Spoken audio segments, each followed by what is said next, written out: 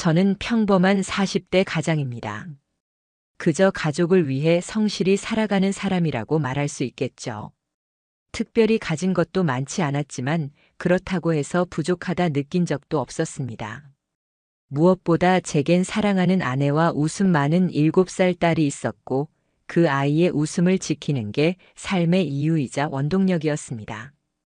지난 12년 동안 저는 늘 그런 마음으로 하루하루를 버텨왔습니다. 사람들은 가장의 삶이 쉽지 않다고 말합니다. 맞는 말이죠. 책임이란 건 언제나 무겁고 때때로 억울할 만큼 고단했습니다. 하지만 저는 그렇게 생각했어요. 힘들어도 내가 버티면 아내와 아이가 행복할 수 있다면 그걸로 충분하다고요. 회사를 다니면서도 저는 늘 가족을 먼저 떠올렸습니다.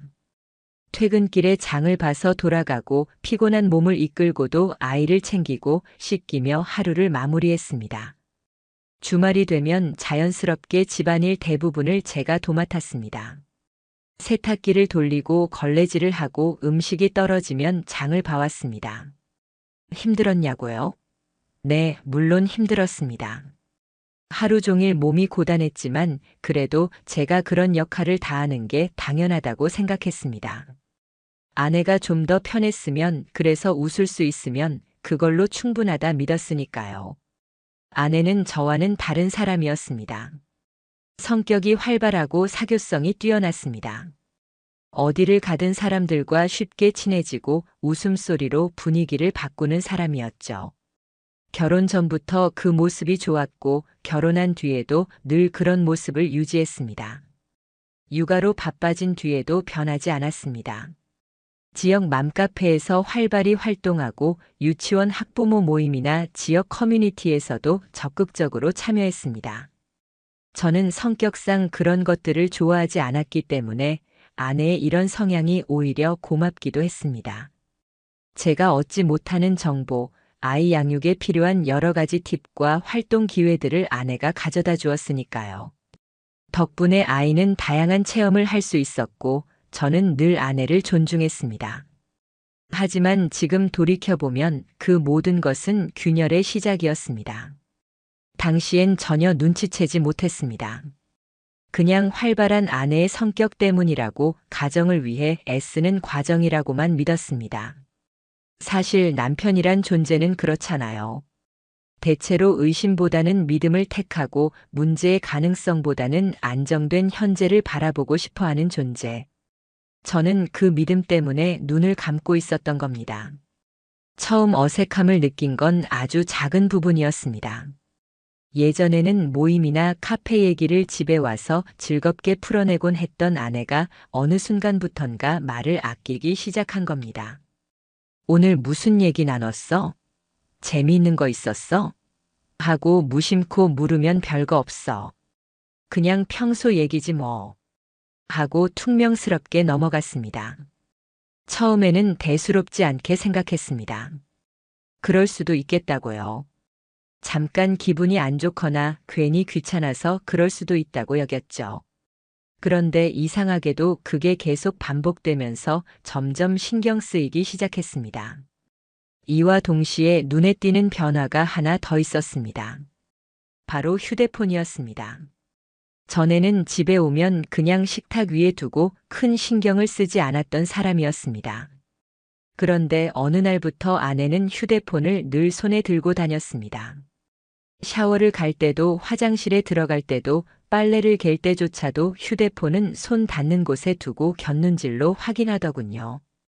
알림음이 울리면 누구보다 빠르게 화면을 켜봤다가 곧장 잠금 화면으로 돌리고, 제가 무심히 시선을 보내면 시선을 피하거나 다른 동작으로 얼버무렸습니다. 사람의 감각이라는 게 묘합니다. 논리로 설명할 수 없는데도 불길한 기운 같은 게 있습니다. 제 아내도 그런 감각이 싹트기 시작했습니다. 뭔가 이상하다. 뭔가 감추고 있다. 하지만 그게 뭔지는 알 수 없으니 의심이라는 게 쉽사리 불타오르지는 않았습니다.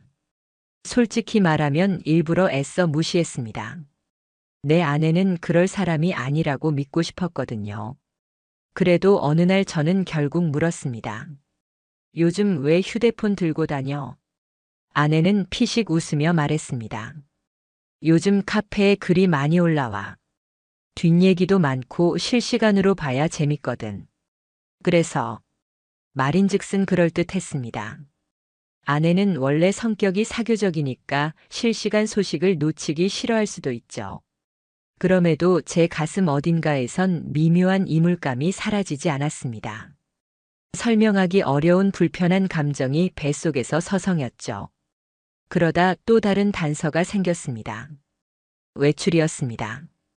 아내는 아이를 핑계로 점점 외출을 자주 하기 시작했습니다. 이유는 그럴듯했죠. 애가 집에만 있으면 답답해한다.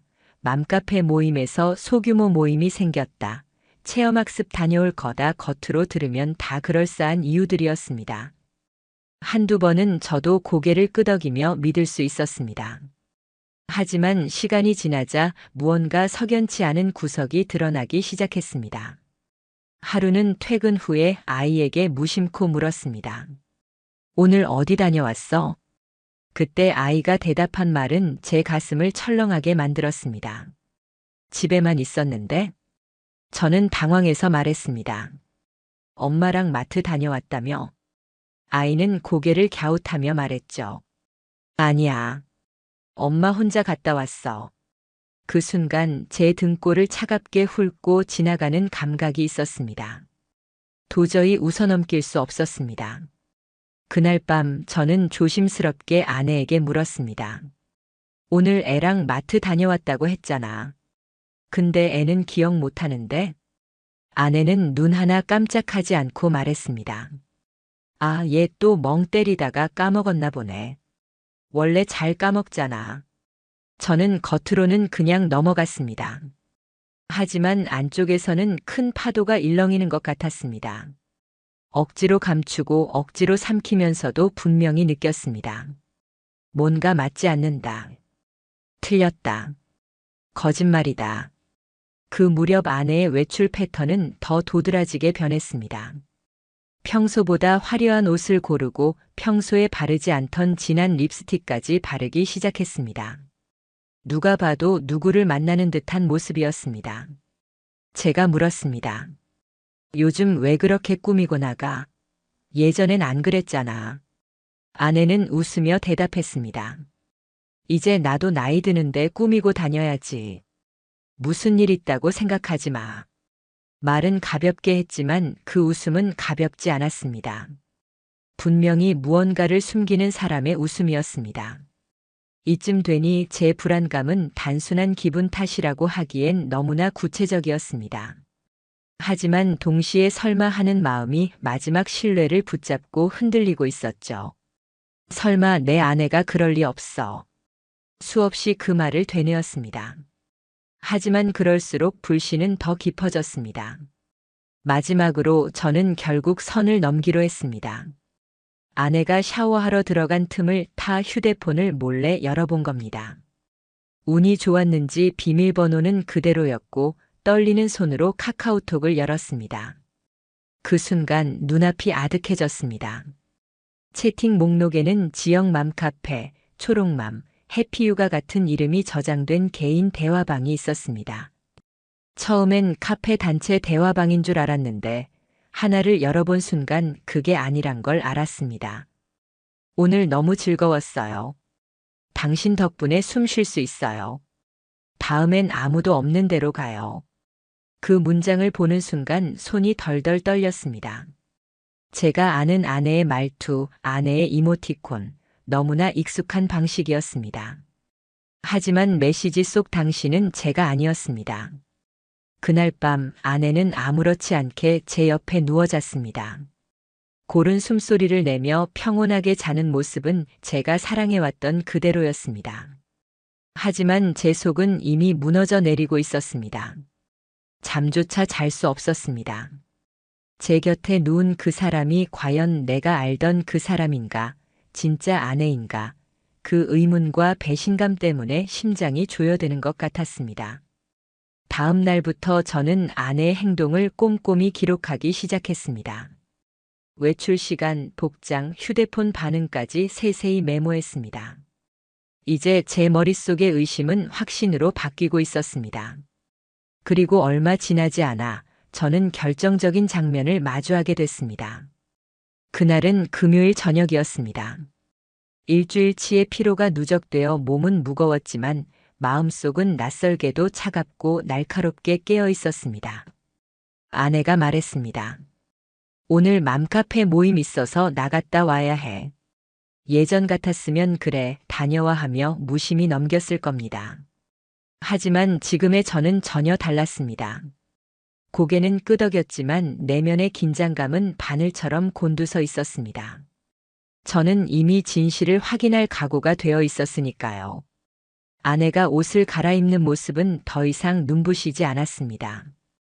평소와는 달리 은은하게 번지는 향수 냄새, 예전에는 거의 하지 않았던 머리 손질, 그리고 화사한 원피스까지 그 순간 제 눈에 비친 아내는 제가 알던 아내가 아니었습니다. 그녀는 친구를 만나러 가는 게 아니라 연인을 만나러 나가는 사람의 모습이었습니다. 문을 닫고 나서는 발소리가 점점 작아졌고 현관문이 닫히는 소리가 울리자 제 심장은 거꾸로 뛰는 듯 쿵쾅거렸습니다. 저는 이미 모든 준비를 마쳐두었습니다. 손바닥만 한 소형 GPS 추적기를 며칠 전 구해두었고 아내가 운전하는 차에 부착할 계획을 세워둔 상태였습니다. 차고로 내려가 조심스레 기계를 부착하는 순간 제 손은 떨렸습니다. 이 작은 기계가 앞으로 제 삶을 송두리째 바꿔놓을 수도 있다는 생각에 숨이 막히기도 했습니다. 그러나 동시에 이 작디작은 행동이 제 자존심과 진실을 지키는 행위라는 걸 확신했습니다. 아내의 차량이 출발하자 GPS 화면에 붉은 점이 움직이기 시작했습니다. 저는 제 차 시동을 걸고 천천히 뒤를 따랐습니다. 밤거리를 달리면서도 눈앞의 붉은 점이 제 삶의 모든 의미처럼 느껴졌습니다. 두려움, 분노, 긴장, 모멸감이 뒤엉켜 머리가 쿵쾅거렸습니다. 제발 내 기분이 틀렸길, 단순한 모임이길 그렇게 바랐지만 마음속 어딘가에선 이미 답을 알고 있었습니다. 차량은 도심을 벗어나 외곽으로 향했습니다. 흔히 모임이라면 가지 않을 법한 곳이었습니다.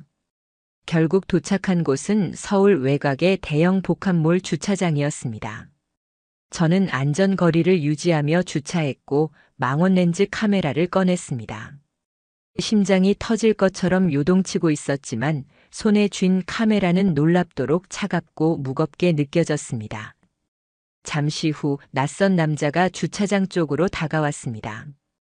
그는 당당하고 익숙한 동작으로 아내를 향해 손을 흔들었습니다. 그리고 아내 역시 지극히 자연스러운 미소를 지으며 다가갔습니다. 둘은 오래전부터 함께했던 연인처럼 눈빛을 맞추며 마치 미리 정해진 약속을 재현하듯 함께 걷기 시작했습니다. 그들의 몸짓은 어색함이라고는 전혀 없었습니다. 오랜 시간 다듬어진 관계에서만 나올 수 있는 친밀감이 분명히 보였습니다. 저는 사진으로 그들의 모습을 담아냈습니다. 손끝이 차갑게 얼어붙었고 이마에는 식은 땀이 맺혔습니다. 사진 속 아내의 얼굴은 제가 12년을 함께 살아온 사람이 맞음에도 전혀 알지 못했던 이방인 같았습니다. 그 온화한 미소가 이제는 제게 칼날처럼 느껴졌습니다. 그들은 복합몰 안으로 들어가 옥상 루프탑 카페로 향했습니다.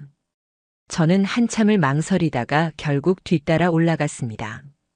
그리고 창가에 앉은 두 사람의 모습을 다시 확인했습니다. 그들은 서로의 손을 스치듯 잡으며 웃었고 남자는 몸을 기울여 아내의 귀에 무언가 속삭였습니다. 아내는 제 옆에 있을 때는 본 적 없는 표정을 지었습니다. 정말 행복해 보였고 그 행복이 제 심장을 자르듯 했습니다. 저는 사진과 짧은 영상으로 그 순간들을 기록했습니다. 숨이 막혀 목소리조차 나오지 않았습니다. 카메라 뷰파인더 뒤에서 눈물이 차올랐지만 그것조차 삼켜야 했습니다. 왜냐하면 현실을 외면하면 안 되었으니까요. 집에 돌아온 아내는 아무 일 없었다는 듯 자연스러운 행동을 이어갔습니다. 저녁을 차려주고 평소와 다름없이 대화를 나누며 웃었습니다. 하지만 저는 웃을 수 없었습니다. 잘 먹을 게라는 무미건조한 말밖에 내뱉지 못했습니다. 그 한마디 속에는 제가 담을 수 있는 모든 감정, 분노와 절망과 씁쓸함이 다 들어 있었습니다. 며칠 후 저는 또 다른 증거를 찾아냈습니다. 아내의 노트북이 켜져 있었고 비밀번호가 풀린 상태였습니다. 저는 망설임 끝에 파일들을 살펴보았습니다.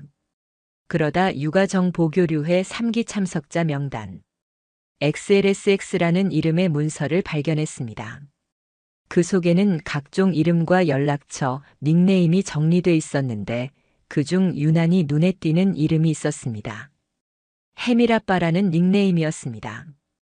그 이름은 제가 이미 기록해둔 GPS 추적에서 확인한 차량 명의인과 동일했습니다. 단순한 가정이 아니었습니다. 아내가 활동하던 카페에서 만난 남자와 제가 목격했던 바로 그 남자가 동일인이라는 사실이 명확하게 맞아떨어졌습니다. 서로를 익명 뒤에 숨긴 채 감정을 키우다가 결국 현실에서도 관계를 이어온 겁니다. 그제서야 모든 퍼즐이 완전히 맞춰졌습니다. 아이를 핑계로 했던 외출, 꾸밈, 낯선 휴대폰 사용 패턴, 카페 활동의 침묵 모든 게 해밀아빠라는 남자와 맞닿아 있었습니다. 저 혼자만 모르고 있었던 겁니다. 세상 누구보다 가까운 사람이라고 믿었던 존재가 사실은 철저하게 저를 속이고 있었던 겁니다. 며칠 동안 저는 정상적인 생활을 할 수 없었습니다. 출근을 해도 눈앞에 업무가 들어오지 않았고 늦은 밤 혼자 깨어 아이의 숨결을 들으며 가슴이 무너져 내렸습니다. 같은 집, 같은 식탁, 같은 침대에서 아무 일 없다는 듯 웃는 그녀를 보는 것은 가혹한 고문과 같았습니다. 저를 배신한 것은 물론 그 사실을 아무렇지도 않게 숨기고 살아가는 그 얼굴이 더 끔찍했습니다. 결국 저는 법률 상담을 받기로 했습니다. 그간 모은 증거들을 변호사 앞에 내밀었을 때 그는 고개를 끄덕이며 말했습니다. 증거는 충분합니다. 상간남 소송도 가능하고 이혼 소송도 유리하게 진행할 수 있어요. 그 말을 들었을 때 왈칵 눈물이 밀려왔습니다. 괴롭히던 감정을 누군가 객관적으로 인정해주는 그 순간 제 억울함의 무게가 조금은 덜어진 듯 했습니다. 하지만 저는 바로 소송에 돌입하지 않았습니다. 아직 아이가 있었고 무엇보다 두 사람에게 같은 고통을 돌려주고 싶었기 때문입니다. 제 혼자만 무너지는 게 아니라 그들에게도 똑같은 무너짐을 안겨주리라 결심했습니다. 그래서 더 치밀하게 움직이기로 했습니다.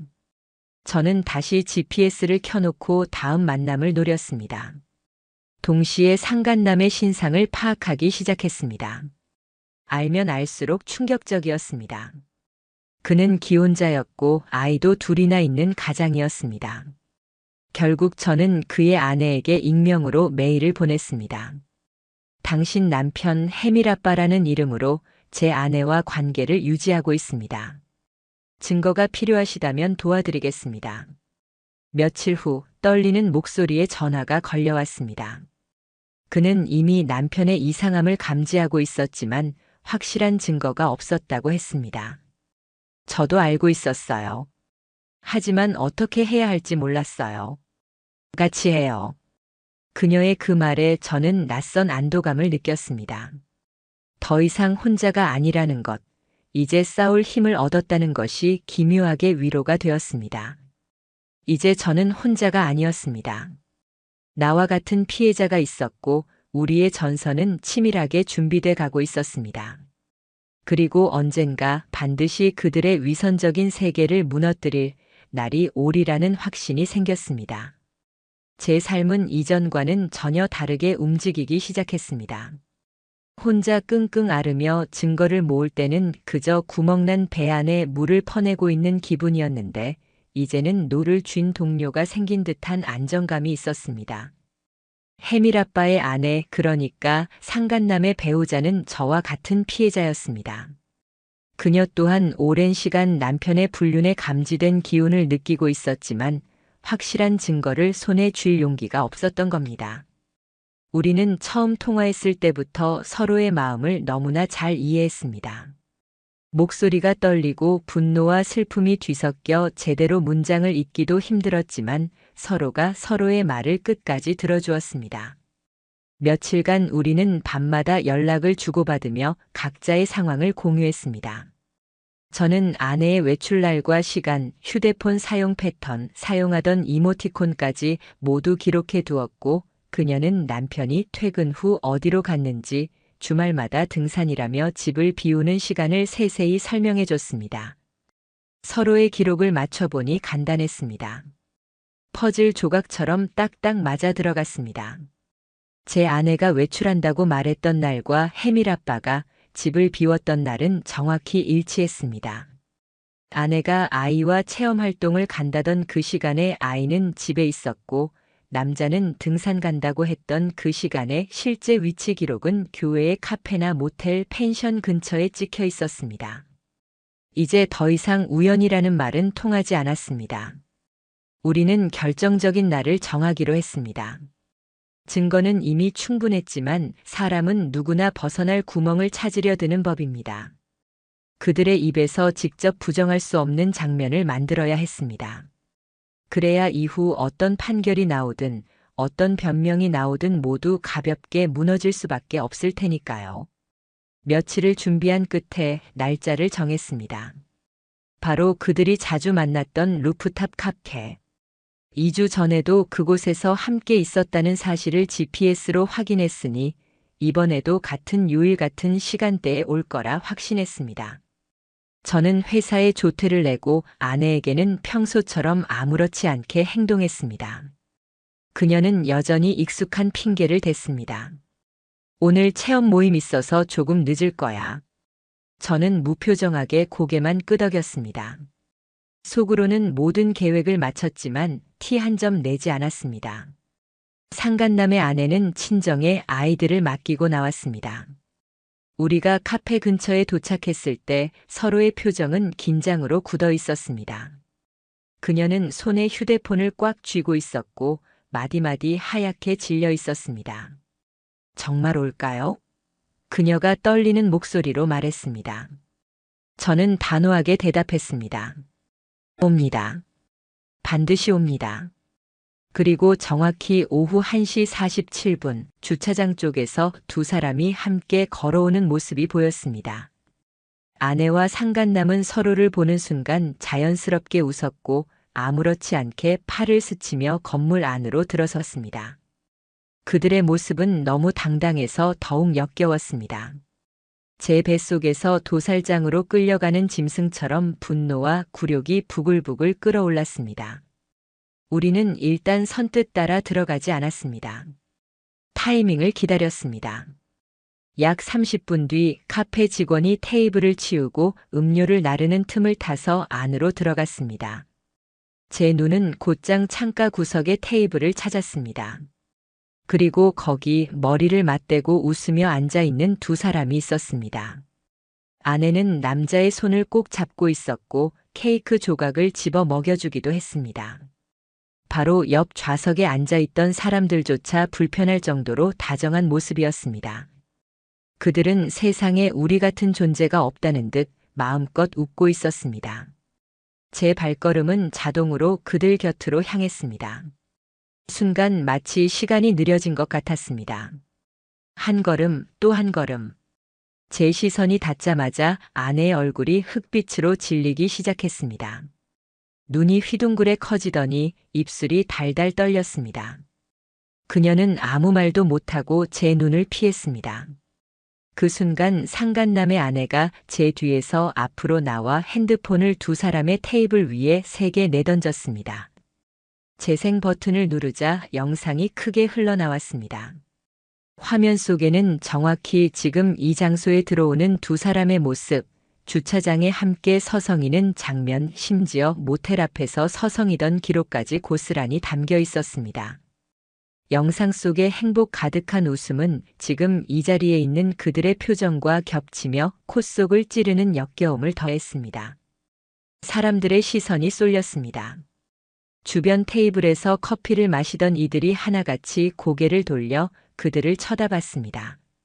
아내는 황급히 손으로 화면을 끄려 했지만 이미 늦었습니다. 웅성거림이 퍼졌고 이제 더는 변명할 시간조차 허락되지 않았습니다. 아내는 간신히 입을 떼었습니다. 이건 오해야. 그냥 친구야. 그 목소리는 한없이 작고 떨렸습니다. 늘 당당했던 아내의 얼굴에서 핏기가 가시고 고개가 바닥으로 꺼져내렸습니다. 상간남도 입술을 깨물며 말했습니다. 여보, 오해야. 그냥 상담이었어. 진짜야. 하지만 누구도 그의 말을 믿지 않았습니다. 그의 두 눈동자는 불안에 휩싸여 흔들리며 미친 듯이 거짓말을 꾸며내고 있었습니다. 그 모습은 오히려 더 치졸하게 보일 뿐이었습니다. 저는 차갑게 입을 열었습니다. 증거는 이미 충분합니다. 둘 다 상간 소송 들어갑니다. 법정에서 보죠. 제 목소리는 내 스스로도 놀랄 만큼 차갑게 울렸습니다. 아내의 눈과 마주보며 고개를 들었습니다. 아이한테 거짓말을 하고 가정을 속이고 그따위 변명으로 자기 욕망만 채우는 게 상담이냐? 친구냐? 제 말이 끝나자 카페 안은 정막이 흘렀습니다. 아내의 눈에는 금세 눈물이 고였습니다. 하지만 그 눈물은 제게 아무런 의미도 없었습니다. 그것은 죄책감이 아니라 자신이 들켰다는 데 대한 공포와 당황일 뿐이었으니까요. 그날 이후 집에서 아내와 단둘이 마주 앉았을 때 그녀는 무릎을 꿇고 울었습니다. 목소리가 갈라지며 말했습니다. 정말 한순간의 실수였어. 외로워서 그랬어. 당신은 항상 바빴고 나는 너무 외로웠어. 그 말은 제 귓가에 망치처럼 내려쳤습니다. 그토록 제가 열심히 일한 이유가, 그토록 제가 가족을 위해 희생했다고 믿었던 시간이 그녀의 입에서는 고작 외로웠다는 변명으로 값없이 쓰러지고 있었습니다. 제가 회사에서 밤늦게까지 일하고 퇴근해서도 딸과 놀아주고 주말마다 시간을 지켜냈던 희생은 전부 그녀의 외로움이라는 이름 아래 무시되고 있었습니다. 그 순간 저는 더 이상 흔들리지 않았습니다. 그 남자랑 있었던 일 전부 적어. 언제, 어디서 몇 번 만났는지 다 적어. 안 하면 법정에서 얘기하게 만들어줄 테니까. 제 말에 아내는 대답도 못하고 펜을 들었습니다. 그리고 장장 7장에 달하는 자필 진술서를 썼습니다. 거기에는 처음 만난 시점, 서로 호감을 느낀 이유, 이후 반복된 만남과 점점 깊어진 감정이 적나라하게 담겨 있었습니다. 그 글자를 읽으며 제 마음은 허무하게도 오히려 차가워졌습니다. 더는 분노조차 치밀지 않았습니다. 저는 그 진술서를 받아 깔끔하게 파일에 정리했습니다.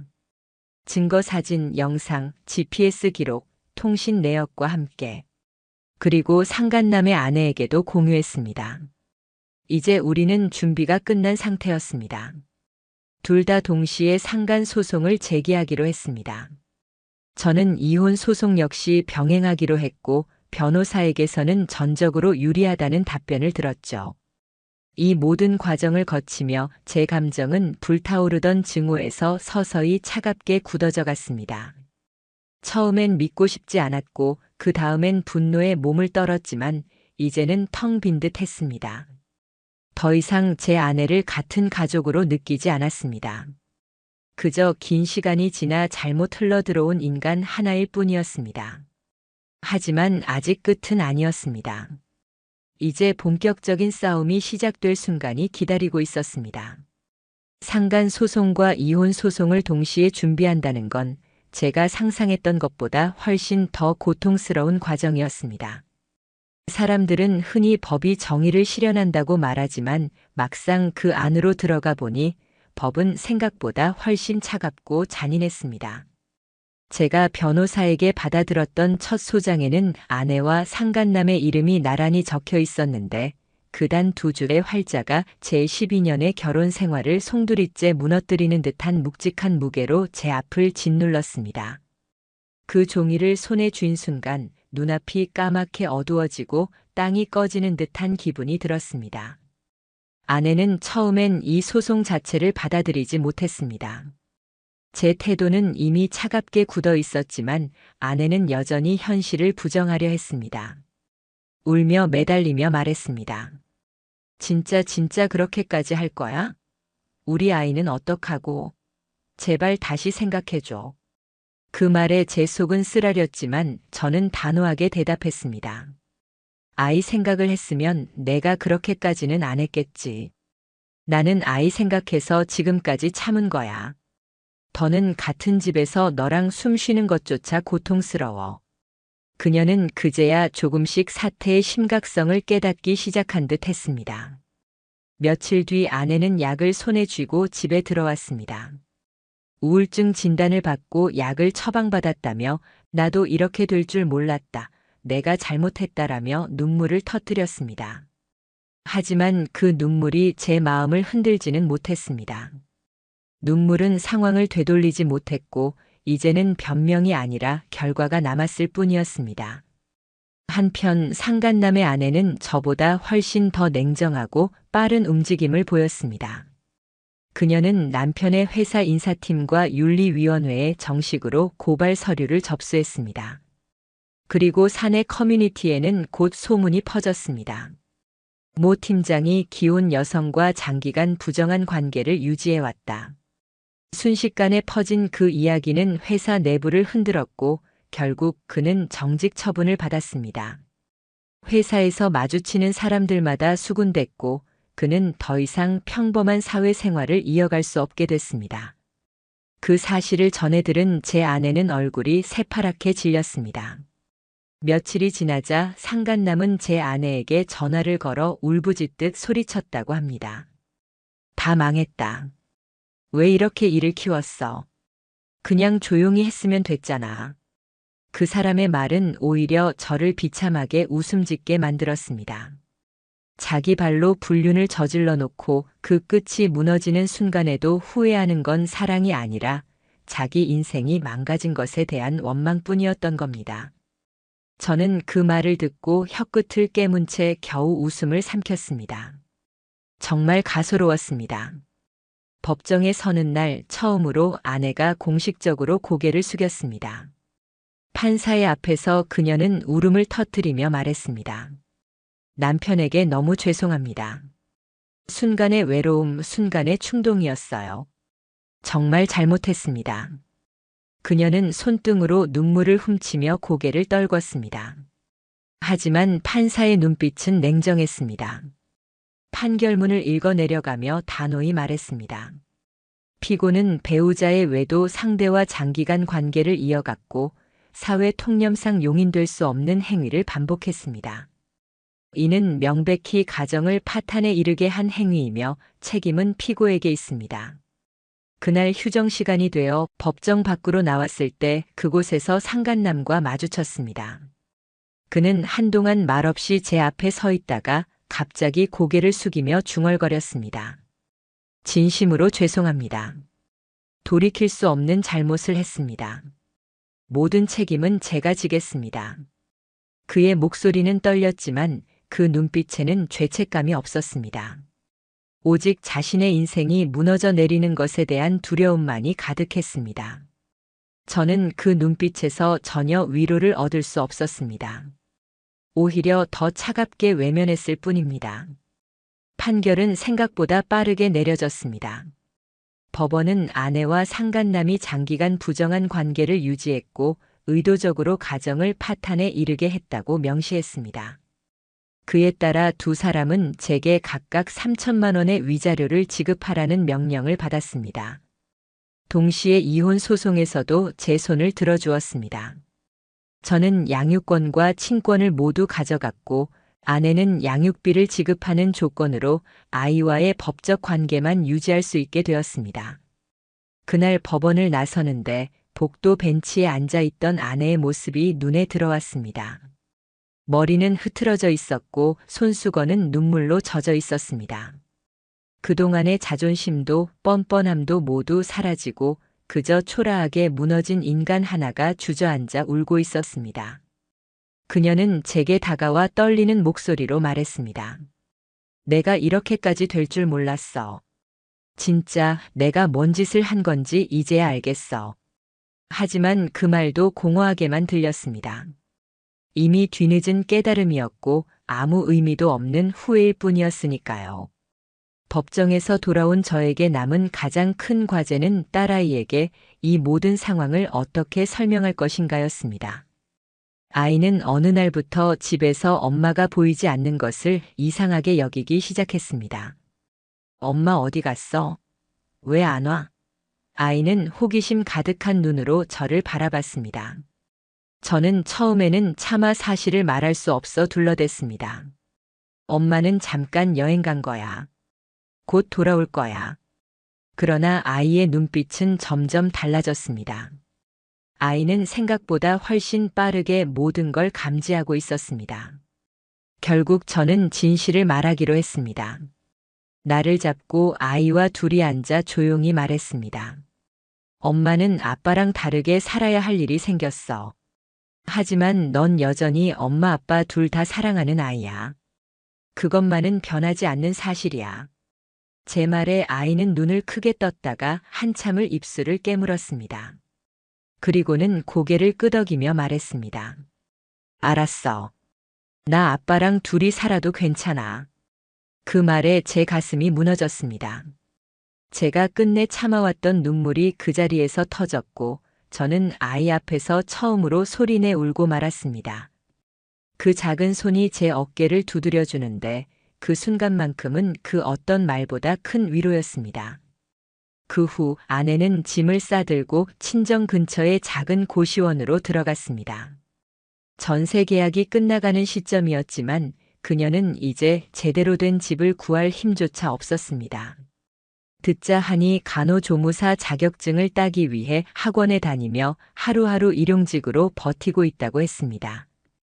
과거에 자신만만하게 웃던 모습은 이제 없고 남은 건 고개 숙인 채 하루를 버티는 초라한 현실뿐이었습니다.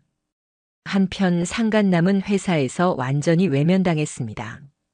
과거 팀장으로서의 권위는 사라지고 결국 지방지사로 강등되었다는 소식이 들려왔습니다.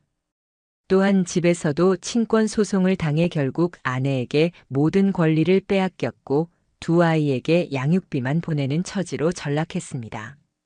그조차도 종종 보내지 못한다며 생활이 무너졌다는 소문이 들려왔습니다.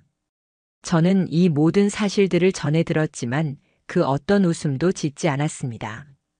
통쾌하기는커녕 이미 그들에게는 아무런 감정도 남아있지 않았습니다.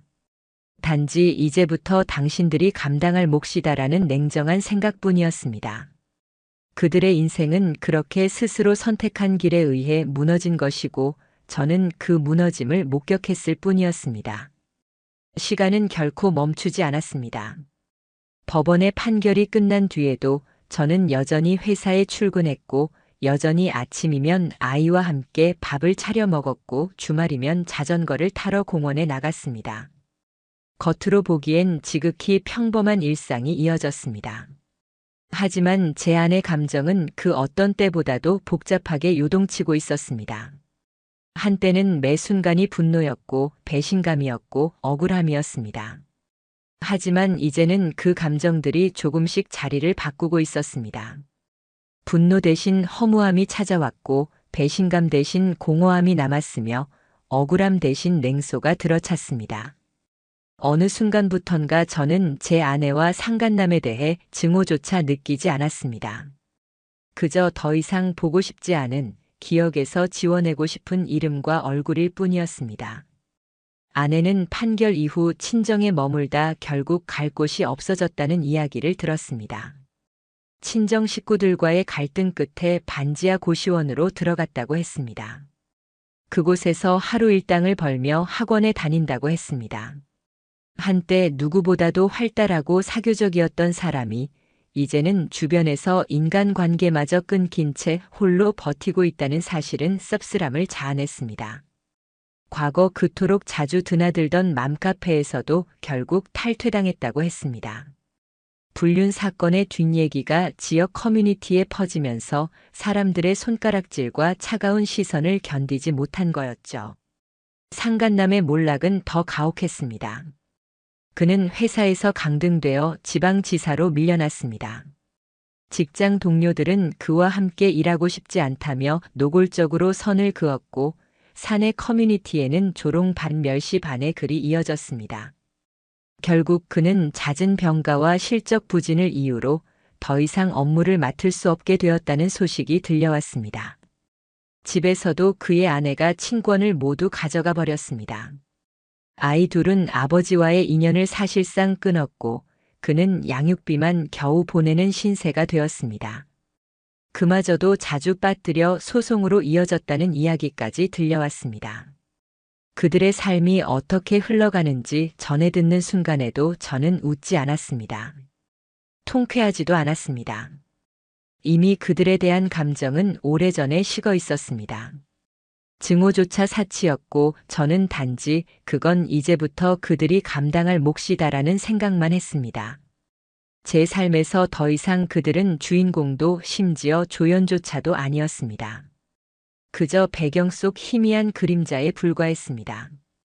남은 건 저와 제 딸이었습니다. 사실 이 부분이야말로 제 인생의 가장 큰 과제였습니다. 아이는 엄마의 빈자리를 계속해서 느꼈습니다. 처음에는 엄마 언제 와? 왜 여행을 이렇게 오래 가? 라며 물었습니다. 저는 차마 사실을 말하지 못해 얼버무렸습니다. 그러나 시간이 지날수록 아이의 눈빛이 변했습니다. 아이는 상황을 직감하고 있었던 겁니다. 결국 저는 용기를 냈습니다. 어느 날 아이와 함께 책상에 마주 앉아 진솔하게 말했습니다. 엄마는 이제 아빠랑 따로 살아야 해. 하지만 내가 엄마의 아이이고 또 내 아이라는 건 절대 변하지 않아. 넌 언제까지나 우리가 가장 소중히 여기는 존재야. 제 말에 아이는 한참 침묵하다가 입술을 꼭 깨물었습니다. 저는 아이 앞에서 처음으로 울음을 터뜨렸습니다. 그동안 꿀꺽꿀꺽 삼키며 꾹꾹 눌러왔던 눈물이 한꺼번에 터져 흘러내렸습니다. 아이가 제 등을 토닥이며 작은 손길로 위로하던 그 장면은 제 남은 삶의 버팀목이 되었습니다. 그 뒤로 저는 아이와 함께 새로운 루틴을 만들어갔습니다. 아침이면 함께 식탁을 차리고 새로운 요리에 도전했습니다. 아이에게 맛있는 음식을 해주고 싶다는 마음에 요리 학원에도 등록했습니다. 매일 학원에서 배운 것을 복습하듯 도시락을 만들어 아이에게 주면서 저는 조금씩 회복되고 있다는 걸 실감했습니다. 어느 날 유치원 선생님이 웃으며 제게 말했습니다. 따님이 오늘 엄청 자랑했어요. 아빠가 만든 김밥이 세상에서 제일 맛있다고요. 그 말을 듣는 순간 저는 정말 오랜만에 진심 어린 웃음을 터뜨릴 수 있었습니다. 아이도 점점 밝아졌습니다. 울던 눈빛이 사라지고 웃을 때마다 다시 예전처럼 해맑아졌습니다. 함께 자전거를 타면서 바람을 맞고 새로운 공원을 찾아다니며 작은 행복을 공유했습니다. 어느 날 밤 아이가 갑자기 제게 속삭였습니다. 아빠는 슈퍼맨 같아. 혼자서 나도 돌보고 밥도 하고 일도 다 하잖아. 그 말에 저는 또다시 눈물이 왈칵 쏟아졌습니다. 그 말 한마디면 충분했습니다. 내가 얼마나 괜찮은 아빠인지, 내가 여전히 소중한 존재라는 걸 확인시켜 주었으니까요. 그때 깨달았습니다. 저는 과거에 머물 필요가 없다는 것을. 배신당한 기억은 사라지지 않겠지만 그것이 제 인생의 전부는 아니라는 것을. 아이의 작은 손을 잡고 매일 새롭게 살아가려는 순간들이야말로 진짜 제 삶의 의미라는 것을요. 물론 회복의 길은 순탄하지 않았습니다. 여전히 밤마다 문득 떠오르는 기억들이 있었고 때로는 허무와 고독이 몰려와 불면의 시간을 보내기도 했습니다. 하지만 아이의 존재가, 그 작은 웃음이 저를 다시 일으켜 세웠습니다. 저는 무엇보다도 아이를 지켜야 한다는, 그리고 그 아이와 함께라면 어떤 상처도 견딜 수 있다는 믿음을 가지게 되었습니다. 이제 저는 새로운 계획을 하고 있습니다. 시간이 충분히 흐른 뒤 딸과 함께 다른 도시로 이사할 생각입니다. 새로운 도시에서 새로운 시작을 하고 싶습니다.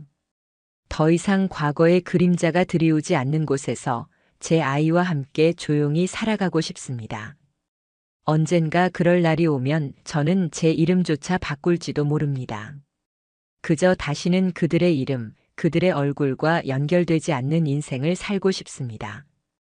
이 이야기를 끝까지 들어준 여러분에게 제가 해주고 싶은 말은 하나입니다.